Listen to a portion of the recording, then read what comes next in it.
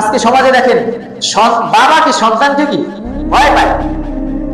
যেই বাবা এত কষ্ট করে সন্তানকে মানুষ করেছে, ওই বাবা কি সন্তানকে কি ভয় পায়?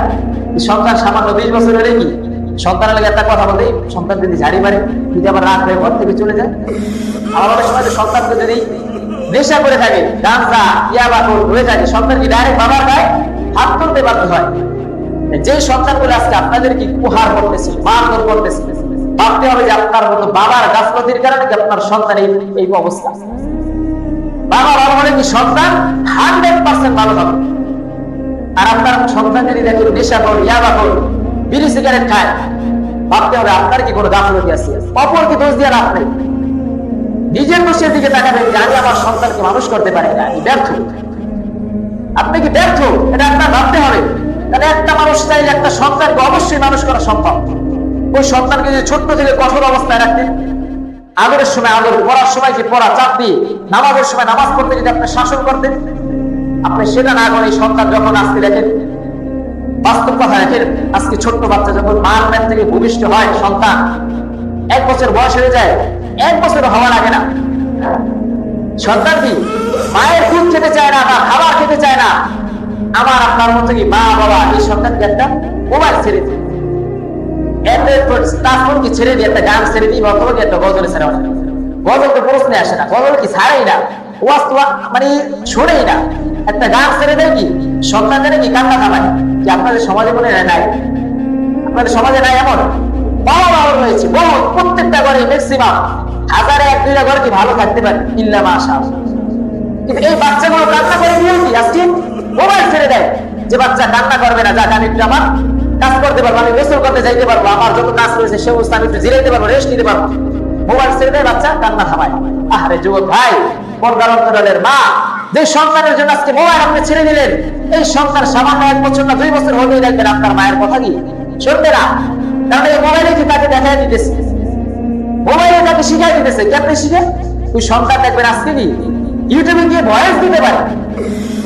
সে আমার দূরে কথা বলবো না, আমার একটা ছোট্ট ভাই, বয়স কি 2 বছর, আমার বোন দেখতাম কি কান্না করলে কি মোবাইল বেরেন প্রচুর, ভাই না বেরেন কি প্রচুর বেরেন, যে কোনো জিনিস দেখলে কি মুখস্থ হয়ে যায়। ছোট্ট মনে যা বলবেন কোন সময় মুখস্থ হয়ে যায়, কিন্তু এই যে মোবাইল দেয়, আমি দেখি বলবো এই সন্তানটাই বাচ্চা ভাই না, এই যে মোবাইল একসময় কি বেরেন কি নষ্ট হয়ে যাবে। আর এখন যদি বলি পড়তে, মামা তোমাকে মাদ্রাসায় ভর্তি করাবো, না না মাদ্রাসায় পড়বো না, প্রশ্নই আসে না, মাদ্রাসায় কি পড়বো না, হুজুরে কি মায়ের দিব, হুজুরা মায়ের দিব, ওইতে ভয়। তাই সন্তানকে যদি আপনি মোবাইল না দিয়ে সন্তানকে খাবারের সময় খাবার, ঘুমের সময় ঘুমায়, যখন যা করবেন তা আপনি দিতেন, এই সন্তান কি সুন্দর একটা নেককার দিনদার সন্তান হলো। এই সন্তান যখন বড় হলো, আপনার মতো বাবা তখন আর কৃষি কাজ করা লাগবে। আপনার মতো বাবা 40 বছর হওয়ার পর আর কাজ করা লাগবে না, আপনার মতো বাবা 30 বছর হওয়ার পর আর কাজ করা লাগবে না। আর এই সন্তানকে আপনি মানুষ না করার কারণে আপনার মতো বাবা 70 বছর 80 বছর হয়ে যায়, তারপরে কাছে বাবা কাজ করে যেতে হয়।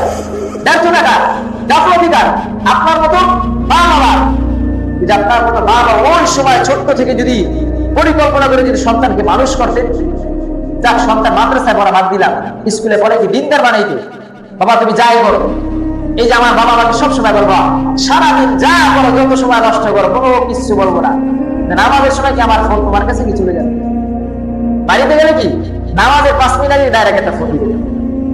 এমন যদি বাবা প্রত্যেক ঘরে সন্তান নামাজের না কোনো শাসন আপনার দরকার নাই, অন্তত কি নামাজটা পড়তে যদি বলতেন সন্তানকে, এই সন্তানকে আপনার সব দিক দিয়ে শান্তি, এলাকায় সম্মান অমুকের সন্তান। বাবার সম্মান কাকে দিয়ে? ছেলে সন্তান দিয়ে না। বাবার সন্তান, বাবার টাকা থাকলে কি সম্মান না? একটা বাবা যদি কোটিপতি হয়, তার সন্তান যদি ইয়াবা করে নেশা করে, ওই বাবার কি সম্মান না? এলাকায় কি নষ্ট হয়ে যায়।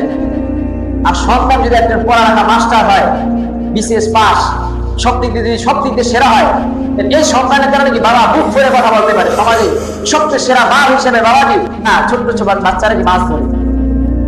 গতকালকে না জানি পরশু দিনে বললাম, দেখো আজকে মাছ ধরো, কৃষি কাজ করো, তোমাদের কি এখন কি টাকার একটু এই যে কষ্ট, এই যে সারা জীবন কি তোমাদের কষ্ট করতে হবে।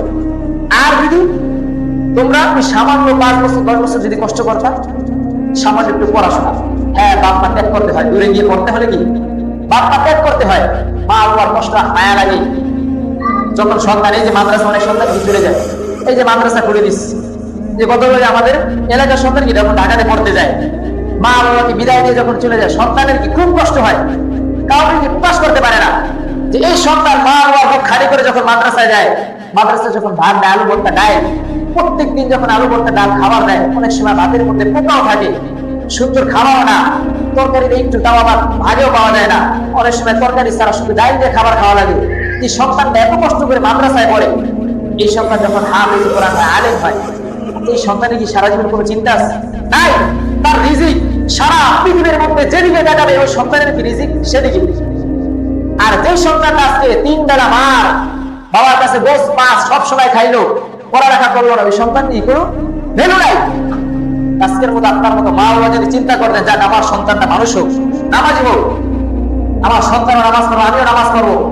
আর মা বোনদের পর্দার অন্তরে মা বোনদের জন্য কি উচিত এটা, যখন সন্তান গর্বে থাকে, সন্তান কি যখন গর্বে থাকে, কথাগুলো ভালো করে শুনবেন, পর্দার অন্তরে মা বোনদের জন্য সন্তান যখন গর্বে থাকে, তখন মায়ের উচিত হলো যে আমার সন্তানটা গর্বে আছে, যখন থেকে গর্ব শহীদ শুরু তার, তখন থেকে উচিত হলো সবসময় সে উজুর শহীদ থাকবে। কি উজুর শহীদ থাকবে, নামাজের সময় হলে নামাজ পড়বে, একটা হারাম খাবার খাবে না, গুনার কাজ করবে না।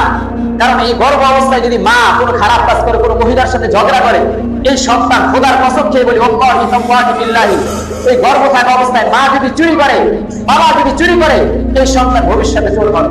মা যদি ওই সময় ডাকাতি করে, এই সন্তান ভবিষ্যতে ডাকাত হবে। মা যদি ওই সময় কোনো খারাপ কাজে লিপ্ত থাকে, এই সন্তান লিপ্ত হবে। আজকে আমাদের মা বোনদের অবস্থা দেখেন, সন্তান গর্বে মা বোনেরা চুল খুলে রাস্তায়, এই যে প্যাট উচিত হলো মা বোনের গর্ভ থাকা অবস্থায় ঘর থেকে না বের হওয়া, জরুরি কোনো কাজ না হলো। আজকে মা বোনদের, আমাদের মা বোনদের এমন না যে নবীজি সাল্লাল্লাহু আলাইহি ওয়াসাল্লাম যখন গর্ভে ছিল মা বোনদের পেট স্বাভাবিক ছিল। আজকে মা বোনদের কি যখন সন্তান গর্ভে থাকে তখন কি সামান্য হলে কি পেট হালকা হলে কি ফুলা থাকে। মা বোনদের যদি লোক কিভাবে নিরাপদ রাখা যায়, আমাদের চেহারা তো সারা জীবন দেখাই, এই সন্তানটা আজকে ভবিষ্যৎ হবে, এই সন্তানও কি আজকে মানুষের সামনে পেশ করতেছে।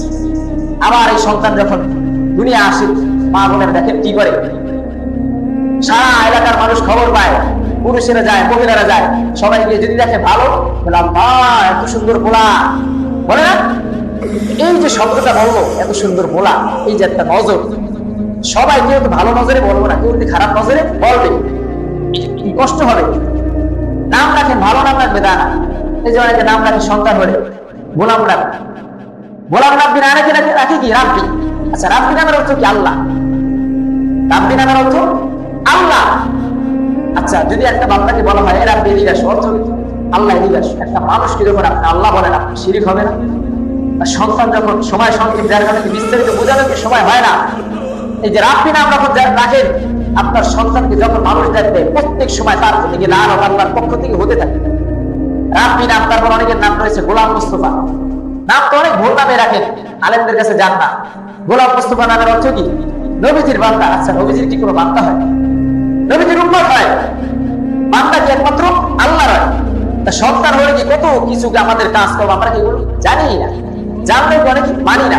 সন্তান হলে সুন্দর একটা নাম রাখা, যাদের আকিকার সমর্থ রয়েছে আকিকা দেওয়া, তা করি না। আজকে সন্তানের একটা বক্স আনি, গান বাজনা আছে, বইটা না শুরু করে টাকা উড়ে 5 টাকা 10 টাকা 1000 2000, এই টাকা উড়ে সন্তানের সেই সন্তান কিভাবে মানুষ হবে? সন্তান মানুষ না হইলে আপনার মতো বাবা দুনিয়া বেঁচে থেকে লাভ কি?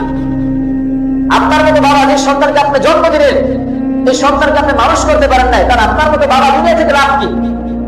আপনার মতো মা বাবার উচিত ছিল আপনার সন্তানকে সুশিক্ষায় কিভাবে শিক্ষিত করা যায়, কিভাবে আল্লাহ রাসূলের পথ কিভাবে দেখানো যায়, কোরআন হাদিস অনুযায়ী কিভাবে ইসলাম অনুযায়ী সারা বাংলাদেশে রাষ্ট্র কায়েম করবে, এই জ্ঞান তার ভিতরে, সেটা রাখি আপনার সন্তানকে আপনি কি মূর্খ বানাই।